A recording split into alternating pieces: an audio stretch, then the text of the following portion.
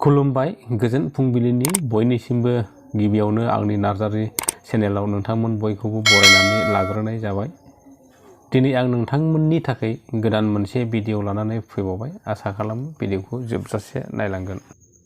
दिनैनि गिबि रादाबाव दङ इजराइल आरो हामास उदखारि आफादजों गिलु बालु दावहा जाबाय थानाय समावनो मैयानि फुं 9:40 रिंगायाव भारत हादरनि सिङाव थानाय केरेलानि कालामासारियाव थानाय गंसे गेदेर ख्रिस्टियान कन्भेन्शननि सेन्टाराव मिथिस्लाब मोननै गिदिर बमा थरबा बेरदों होनना पुलिसनि खौराङाव मोननाय जादों।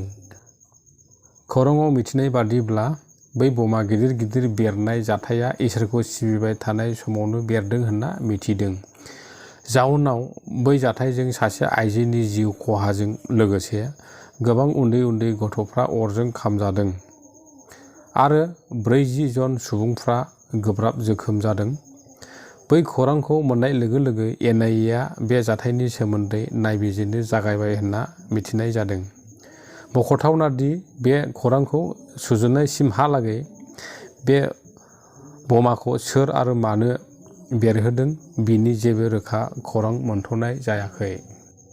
सासे बर' सुबुङा रिक्सा सालायबाय थानाय समावनो हरखाब जोबथा हां बोयो होनना खौराङाव मोननाय जादों। थांनाय 27 अक्ट'बराव गुवाहाटीआव रिक्सा सालायबाय थानायावनो खरगेन बर'आ जोबथा हां बोयो।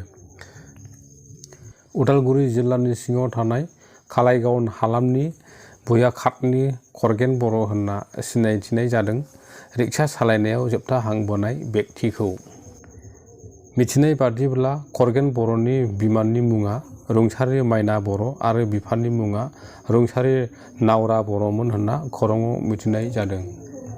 जेब्लायबो जोंनि बर' लाइमोनफ्रा दिनै गाबोन गावनि न'खरखौ जौगाहोनायनि सार्थआव रां खामायनो गुबुन जायगाफ्राव थांना रां खामायनो थांनायाव सोरखौबा जाफुंसारनायखौ नुनो मोनदों।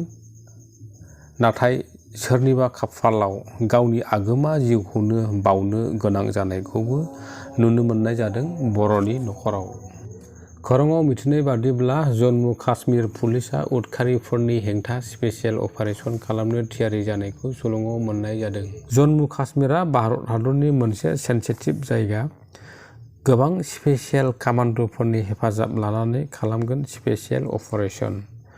जाय समाव जम्मु काश्मीराव भारतनि रैखाथि हानजा आरो उदखारि हानजाजों गोबां बार मोगा-मोगि जानांनानै भारतनि रैखाथि हानजानि जिउ जोबनायखौ खौराङाव मोनबाय थानाय जायो।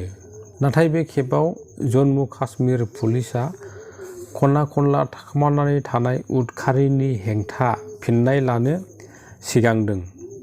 गोख्रों हेंथा स्पेशेल अपारेशन खालामनो थाखाय गासै 300 स्पेशेल कामान्ड'फोरखौ खामानियाव थिसननायखौ खौराङाव मोननाय जादों आरो गासै जम्मु काश्मीरनि 47टा पुलिस थानाफ्राव गोहोगोरा हाथियारफोर थिसननाय जाबाय। लोगोसेनो बुलेटप्रुफ गारिफोरखौबो होनाय जाबाय होनना बुंथियो जम्मु काश्मीरनि डिजिपि दिलबाग सिंहआ। फोरमायथिनाय बादिब्ला नैबे स्पेशेल अपारेशना दुथां उदखारिफोरनिफ्राय जम्मु काश्मीरनि थागिबि सुबुंफोरनि रैखाथि होनायाव मदद होगोन। जोबथारनायाव आंनिफ्राय मोनसे खावलायनाय लोगोफोर, जुदि नोंथाङा फेसबुकआव नायदों अब्ला फेसबुक पेजखौ लाइक, शेयार आरो फल' खालामनो खावलायनाय जाबाय। आरो जुदि इउटुबाव नायदों अब्ला चेनेलखौ नोंथाङाबो साबस्क्राइब खालामनानै लानो आरो बेलाव थुनानै अलाव होना लानो खावलायनाय जाबाय। भिडिअखौ जोबजासे नायनायनि थाखाय बयनिसिमबो गोजोन्थों। Thank you.